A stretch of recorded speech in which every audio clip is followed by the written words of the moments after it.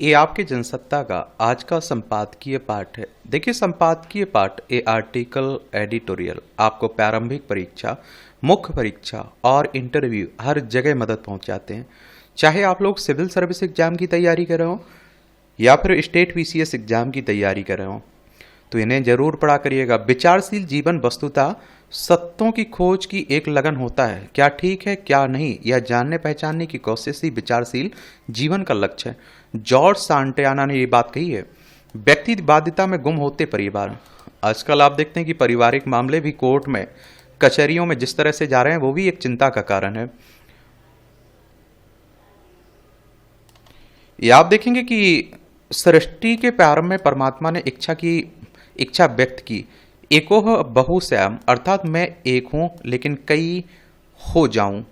ये आप देखते हैं बाद में परमात्मा की उस इच्छा का विस्तार ही परिवार के आविर्भाव का सूत्र बना, या कहा जाए कि परिवार की संरचना का प्रारंभ उस संकल्पना शक्ति के परिणाम स्वरूप ही हुआ था। यही कारण है कि हमारी संस्कृति में सदा से ही इस संपूर्ण सृष्टि को एक ही परिवार का विस्तार माना गया।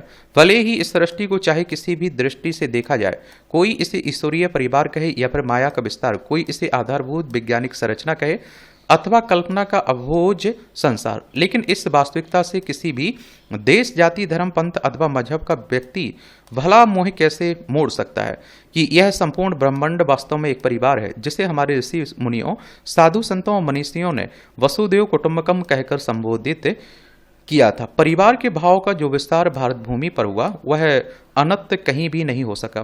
दुर्भाग्य से जो परिवार या कुटुंब भारत में एक भाव के रूप में विकसित हुआ और संपूर्ण पृथ्वी को अपने में समाहित कर लेने के लिए प्रेरित व समर्थ हुआ, वहीं परिवार पश्चिमी सभ्यता में एक व्यक्तिगत सत्ता का प्रतीक बनकर रह गया। इसलिए पश्चिमी देशों में परिवार का मतलब पति पत्नी और बच्चों भर से ही होता है, जबकि भारत में परिवार सत्ता का प्रतीक नहीं है। जाहिर है कि यहाँ परिवार का निर्माण महज कुछ लोगों के एक साथ रहने से ही नहीं होता है, और इसमें रिश्तों की एक मजबूत डोर होती है, सहयोग के अटूट बंधन होते हैं और एक दूसरे की सुरक्षा के वादे होते हैं। इस रिश्ते की गरिमा को बनाए रखना भारतीय परिवार में प्रत्येक व्यक्ति का कर्तव्य होता है। दरअसल हमारी संस्कृति में परिवार एक संसाधन की तरह है, जिसमें कई तत्व समाहित होते हैं। भारतीय पारिवारिक व्यवस्था की व्याख्या करते हुए 1963 में प्रकाशित निबंध संग्रह इत्स्तत में जैनेन्द्र कुमार ने लिखा कि परिवार मर्यादाओं से बनता है। यहाँ परस्पर कर्तव्य होते हैं, अनुशासन होता है। उस नियत परंपरा में कुछ जनों की इकाई व्यू में चलती है और उस इकाई का हर सदस्य अपना आत्मदान करता है और प्रतिष्ठा खानदान की होती है। हर बार हर एक उससे लाभ लेता है और अपना त्याग देता है। तात्पर्य यह है कि भारत में परिवार का निर्माण एक दूसरे के लिए स्वयं को खोने और एक दूसरे के प्रति समर्पित रहने के विराट भाव से होता है। यही कारण है कि भारत में परिवार को भावनात्मक संबल, आर्थिक सुरक्षा, वैचारिक परिपक्वता, मानसिक शांति और उन्नति के लिए अनुकूल वातावरण के निर्माण का स्रोत माना जाता रहा है। भारतीय परिवार में माता से मातृत्व और पिता से पितृत्व का भाव जुड़ा हुआ है। दरअसल यह भाव ही परिवार का केंद्र बिंदु है और इसकी जीवन धारा होता है। इस भाव के कारण ही परिवार का हिस्सा बनने वाला व्यक्ति अपनी सत्ता खोकर एक नई पहचान पाता है। उदाहरण के लिए परिवार में शामिल होते ही स्त्री माँ, बहन, बेटी, मामी, मौसी, चाची, बुआ, दादी, नानी बन जाती। इसी प्रकार पुरुष भी अपने परिवार में खोकर पिता, भाई, बेटा और मामा, मौसा, चाचा, फूफा, दादा, नाना आदि बन जाते हैं। और आप देखेंगे कि परिवार व्यक्तियों को दायित्व बोध के साथ ऊंचाई देने और विस्तारित करने का कार्य करता है। भारत में परिवार के भीतर सदस्यों के लिए दायित्व बोध का बड़ा महत्व होता है। यहाँ पिता के अपने दायित्व और माता के अपने, दोनों अपने दायित्वों का निर्वहन करते हुए एक दूसरे का सहयोग करते हैं। और हमारे जो परिवार ज्वाइंट फैमिली होती है ना, इनसे बहुत कुछ सीखने को मिलती है। आजकल आप देखते हैं कि कितने दादा दादी, नाना नानी की कहानियां सुनते हुए बड़े हो रहे हैं। उन कहानियों में कुछ ना कुछ छुपा रहता था, कुछ सीख रहती थी, आप देखेंगे। लेकिन आप देखें, हम लोग भी पश्चिमी संस्कृति को अपनाने की कोशिश कर रहे हैं। उनकी तरह हम लोग भी सोचने लगे, एकल परिवार की बातें करने लगे हैं। सच कहा जाए तो परिवार के इसी विराट भाव का समस्त लोक और आप देखते हैं कि राष्ट्र में विस्तारित करने की प्रेरणा विदुर नीति, पंचतंत्र एवं हितोपदेश सहित कई ग्रंथों, श्लोक संग्रहों में शामिल यह नीति श्लोक भी देता है। तेजेदेक कुलास्यार्थ ग्राम स्वार्थ कुल तेजेत ग्रामण जनपदस्थर आत्मार्थे पृथ्वी त्यजते, अर्थात यदि जरूरी हो तो कुल के लिए एक व्यक्ति का त्याग करना चाहिए, गांव के लिए कुल का और जनपद के हितार्थ के गांव का त्याग करना चाहिए, आत्म कल्याण के लिए संपूर्ण पृथ्वी का राज्य भी त्याग देना चाहिए। और आप देखते हैं कि जो पश्चिम के लोग हैं ना, वहाँ के बहुत सारे लोग भारत की संस्कृति, भारत की जो एकता रहती है, एकता, एक परिवार रहते हैं, इसको लेकर वो आप देखते हैं बड़े प्रशंसा करते हैं। वो इस तरह की सीख लेना चाह रहे हैं भारत से, और हम लोग संस्कृति की तरफ, किसकी, पश्चिमी संस्कृति की तरफ जा रहे हैं। दुर्भाग्य से पश्चिमी सभ्यता, संस्कृति और चलन के अंधानुकरण के इस दौर में दिनों दिन परिवार नामक हमारी यह व्यवस्था छिन्न भिन्न होती जा रही है। दरअसल बाजार के बढ़ते प्रवृत्ति के कारण दिखावा और औपचारिकता में ढलते शीत संस्कार, मूल नैतिकता, प्रथाएं और त्योहार धीरे धीरे मनुष्य की प्राथमिकता से खिसकते चले गए, और ऐसो आराम, दर्जा एवं दिखावा आदि ने उनकी जगह ले ली। भौतिकवादी जीवन शैली और पैसों की बढ़ती लालसा ने मनुष्य को सामाजिक संबंधों के प्रति तटस्थ रहने पर मजबूर कर दिया, जिसके कारण एकोम बहुश्याम का जीवन सूत्र भूलकर मनुष्य दिनों दिन सामाजिक या सामूहिकवादी से व्यक्तिवादी अथवा व्यक्ति केंद्रित बनता गया है। दूसरे शब्दों में कहा जाए तो उसने स्वयं ही अपने जीवन में सकल के द्वारा एकल समष्टि के द्वारा व्यष्टि और मैं के द्वारा हम की भावना को विस्थापित कर दिया। टूटते परिवारों और दरकते रिश्तों के कारण मनुष्य के जीवन में भय और असुरक्षा की भावना को विस्तार मिला, क्योंकि पहले यह परिवार ही उसे इन ब्रिकिटियों से बचने का कार्य करता था। लेकिन जब परिवार नहीं रहा, तब व्यक्तिवादी मनुष्य ने भय और असुरक्षा के विरुद्ध भी पैसों के बल पर लड़ना शुरू कर दिया, क्योंकि उसकी मान्यता है कि पैसा हो तो कोई भी लड़ाई जीती जा सकती है। इस प्रकार सामाजिक संबंधों के प्रति तटस्थ मनुष्य की सारी शक्तियां और सारा मनोबल पैसा यानी कि पूंजी में निहित होता चला गया। जाहिर है कि इस व्यक्तिवादिता ने मनुष्य को पूंजी तो दी, लेकिन उससे उसका भावनात्मक संबल अर्थात सुरक्षा, आर्थिक सुरक्षा, वैचारिक परिपक्वता, मानसिक शांति, उन्नति के लिए अनुकूल वातावरण सब कुछ छीन लिया। अनेक समाजशास्त्रियों ने मनुष्य के व्यक्तिवादी होने को आत्मघाती, आप देखते हैं क्या, आत्मघाती माना। समाजशास्त्री एमिल दुर्खीम के अनुसार सामाजिक संबंधों के प्रति तटस्थ होते जाने के कारण ही मनुष्य व्यक्तिवादी होकर अंततः आत्महत्या जैसे नकारात्मक कदम उठाने के लिए भी मजबूर होता है। राष्ट्रीय अपराध रिकॉर्ड ब्यूरो की ताजा रिपोर्ट के अनुसार आत्महत्या के मामले में हमारा देश दुनिया में सबसे ऊपर पहुंच चुका है, जो एक गंभीर स्थिति है। प्रतिवर्ष आत्महत्या की कई घटनाएं सामने आती हैं। सचमुच यह बेहद चिंताजनक है, विशेषकर तब जबकि हमें मालूम है कि भारत में आत्महत्या के मामलों की वास्तविक संख्या दर्ज संख्या से कहीं अधिक हो सकती है, क्योंकि आज भी हमारे देश में आत्महत्या के सारे मामले दर्ज होते ही नहीं हैं। दरअसल अक्षम एवं अपर्याप्त पंजीकरण प्रणाली, मृत्यु के चिकित्सा प्रमाणन की लचर व्यवस्था और पुलिस प्रशासन की भय तथा आत्महत्या को कलंकित कृत्य मानने वाली सामाजिक प्रथा के कारण कई बार आत्महत्या के मामलों को लोग उससे सामान्य मृत्यु बता देते हैं अथवा मौत का कोई अन्य कारण बताकर मामले को रफा दफा कर देते हैं। बाकी आप लोग क्या सोचते हैं, अपनी राय आप लोग जरूर बताया करिएगा। जीवन दृष्टि की चेतना, ये आप देखिए, जीवन एक बहती हुई नदी की तरह है जो हमें अपनी धारा में बहाकर किसी अज्ञात अनंत दिशा की ओर ले जा रही है। यह यात्रा सतत है, अविरल है, पर हम इस भौतिक संसार के आकर्षणों में ऐसे उलझ जाते हैं कि ना हमें अपनी गति का बोध होता है, ना ही दिशा का, और ना ही उस धैर्य का जिसकी ओर यह जीवन प्रवाहित हो रहा है। मनुष्य की चेतना जब भौतिकता और अहंकार के जाल में बंध जाती है, तब वह स्वयं को उन्हीं गुणों और वासनाओं में समाहित कर लेता है जिन्हें वह अपनी पहचान मान बैठता है। यह जीवन मात्र सांसारिक उपलब्धियों या फिर इंद्रिय सुखों की प्राप्ति का नाम नहीं है, बल्कि यह एक अंता यात्रा है, आत्मा की चेतना से महाचेतना की ओर एक अनंत यात्रा, जिसमें आत्मा प्रयास करती है स्वयं को पूर्ण करने का, लेकिन हम अपने ही अहंकार, अपने ही अपेक्षाओं और तुच्छ इच्छाओं के बोझ से उसकी गति को रोक देते हैं। परिणाम स्वरूप चेतना की यह यात्रा अधूरी रह जाती है, उसे फिर एक नवीन जन्म, एक नई परिस्थिति, एक नई पीड़ा में प्रवेश करना पड़ता है। मानव जीवन की सबसे बड़ी विडंबना यह है कि हम अपने सुख और दुख को ही अंतिम सत्य मान बैठते हैं। हम दूसरों के जीवन को देखकर उसकी सुख संपदा का अनुमान लगाते हैं और अपने दुखों की तुलना करते हुए खुद को भाग्यहीन समझते हैं। लेकिन इस तुलना की प्रवृत्ति ही हमें वास्तविक चेतना से दूर ले जाती है। हमें भूल जाते हैं कि सुख और दुख दोनों ही जीवन की माया है, परिवर्तनशील, क्षणिक और आखिरकार शून्य में विलीन होने वाले हैं। हालांकि यह सही है कि जीवन को जीने के क्रम में सुख और दुख न केवल हमारी सोच समझने की प्रक्रिया, मनोस्थिति को, बल्कि हमारी रोजमर्रा की गतिविधियों तक प्रभावित करते हैं, और हम अपनी क्षमता, सुरक्षा, सुविधा और आग्रह के मुताबिक उन स्थितियों से निपटते हैं। अगर हम गहराई से विचार करें तो पाएंगे कि दुख, जिसे हम सर्वाधिक दूरी बरतने योग्य मानते हैं, वह जीवन का सबसे बड़ा गुरु बन सकता है। दुख में ही तो मालूम चलता है बुरे वक्त में कि हमारा कौन है और पराया कौन है, कौन हमारे साथ खड़ा हुआ है। असली अगर हम शुद्ध देसी भाषा में कहें ना, तो हमें अपनी औकात मालूम चलती है एक तरह से।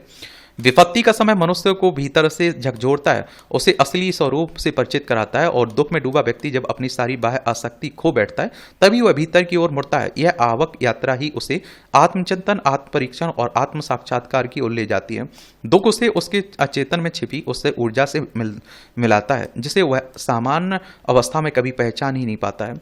और आप देखते हैं कि बौद्ध मत में यह बात अत्यंत स्पष्ट रूप से कही गई कि जीवन दुखमय है और दुखों से मुक्ति ही मोक्ष का मार्ग है।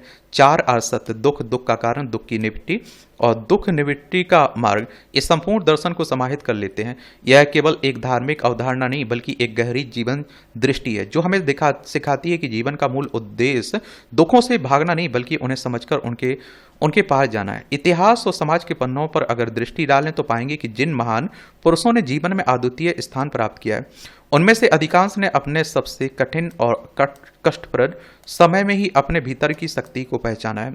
वह कष्ट ही उसकी चेतना के द्वार खोलने वाला कारण बना है। इस प्रकार से देखा जाए तो दुख मात्र पीड़ा नहीं, वह एक अवसर है आत्म चेतना के विस्तार का, आत्मा को महात्मा में रूपांतरित करने का। यह जीवन एक ऐसा ताना बाना है जिसमें हर घटना, हर अनुभूति और हर संघर्ष हमें एक बिंदु की ओर ले जा रहा है, शून्यता। हम जितना बाहर की ओर भागते हैं उतना ही भीतर की यह शून्यता हमें पुकारती है। दर्शन शास्त्र कहता है कि शून्य से ही सबकी उत्पत्ति होती है और शून्य में ही सबका विलय होता है। यह शून्य मात्र रिक्तता नहीं है, यह उस परम सत्य का नाम है जिसमें सृष्टि की संपूर्ण गति विलीन होती है। यह वही शून्यता है जिसे उपनिषदों ने ब्रह्मा कहा, जिसे बौद्ध मत ने शून्य कहा और जिसके साधक अनंत कहकर साधना करते हैं। मनुष्य अगर इस गूढ़ तत्व को समझ सके, दुख और सुख दोनों ही उसे उसी परम सत्य की ओर ले जाने वाले साधन है, तो ना वह सुख में मोहित होगा ना ही दुख में टूटेगा।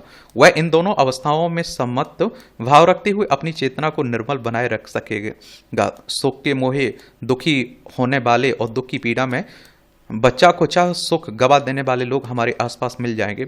हालांकि सुख और दुख की समत्व की अवस्था ही योग है, भक्ति की और आत्मा की मुक्ति की ओर पहला कदम है। जीवन तब एक संघर्ष नहीं रह जाता है बल्कि एक लीला बन जाता है और जिसमें प्रत्येक पल एक नई दिशा, एक नई सृष्टि है। यह कहना अनुचित नहीं होगा कि जीवन दुख और सुख की नहीं, चेतना और शून्यता की यात्रा है।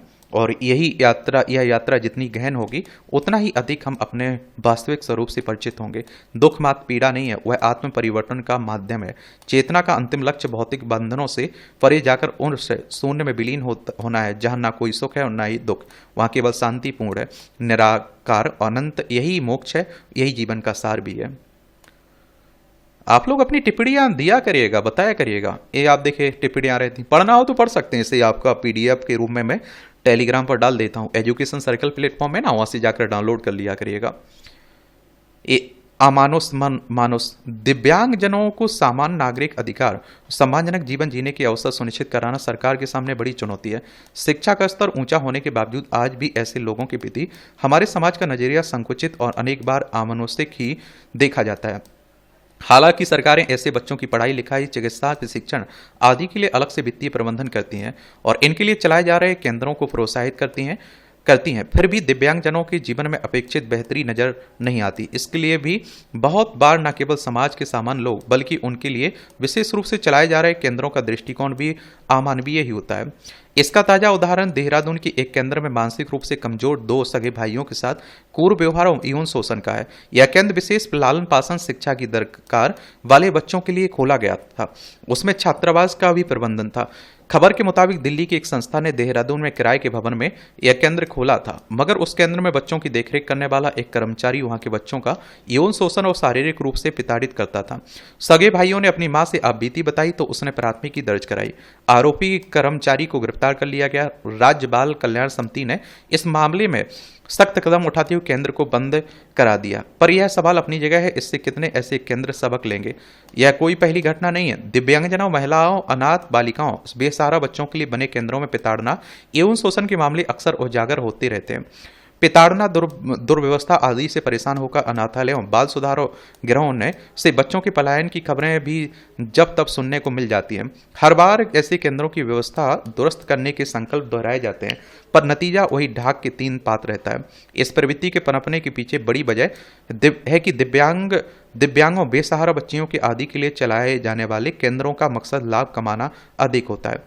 उनकी नज़र नज़र सरकारी योजनाओं के तहत मिलने वाली वित्तीय मदद पर अधिक रहती है। यही वजह है कि दिव्यांग बच्चों की शिक्षा दीक्षा के लिए प्रशिक्षित निष्ठावान अध्यापकों, पालकों, कर्मचारियों की जरूरतों को सिरे से अनदेखा किया जाता है। ज्यादातर जगहों पर घरेलू सहायक और सामान्य रसोईया किस्म के कर्मचारियों से काम चलाया जाता है।